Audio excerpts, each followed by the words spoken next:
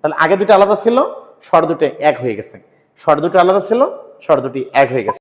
নিচের কোনটি স্বরসঙ্গতি ধ্বনি পরিবর্তনের উদাহরণ? প্রিয় শিক্ষার্থীবৃন্দ, এই যে আমাদের পরীক্ষা প্রশ্ন আসছিল জাহাঙ্গীরনগর বিশ্ববিদ্যালয় এই ইউনিটে 25-26 সেশনে স্বরসঙ্গতি ধ্বনি পরিবর্তনের উদাহরণ। প্রশ্ন হচ্ছে স্বরসঙ্গতি এই শব্দের অর্থটা কি?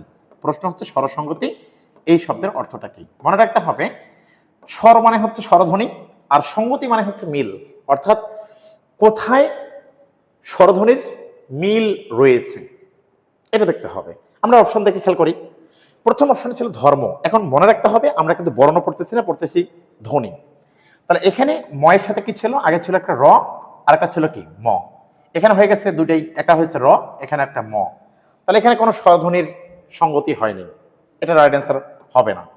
এখানে হচ্ছে আজি আইস, এখানে হচ্ছে রস্বইকার, তারপর হচ্ছে জ, আর এখানে হচ্ছে রস্বই, এখানে হচ্ছে কি জ। এখানে হচ্ছে ত, আর এখানে জ, আর এখানে হচ্ছে ত, আর একটা নতুন করে আসছে রস্বই। তাহলে এগুলো রাইট অ্যান্সার হচ্ছে না, কারণ কোথাও স্বরের মিল হয়নি, মানে একই রকম স্বর আসেনি। এখন দেখবো আমরা খ নম্বর অপশন দেশি। এখানে ছিল এ, এখানে হচ্ছে রস্বই, এখানে হয়ে গেছে রস্বই, এখানে হয়ে গেছে রস্বই। তাহলে আগে দুটি স্বরধ্বনি ছিল, একটা এ একটা রস্বই, দুইটা হয়ে গেছে রস্বই রস্বই। তাহলে আগে দুটো আলাদা ছিল, স্বর দুটো এক হয়ে গেছে। স্বর দুটো আলাদা ছিল, স্বর দুটি এক হয়ে গেছে। তার মানে স্বর সঙ্গতি ঘটেছে। তার রাইট অ্যান্সার কি হবে? খ।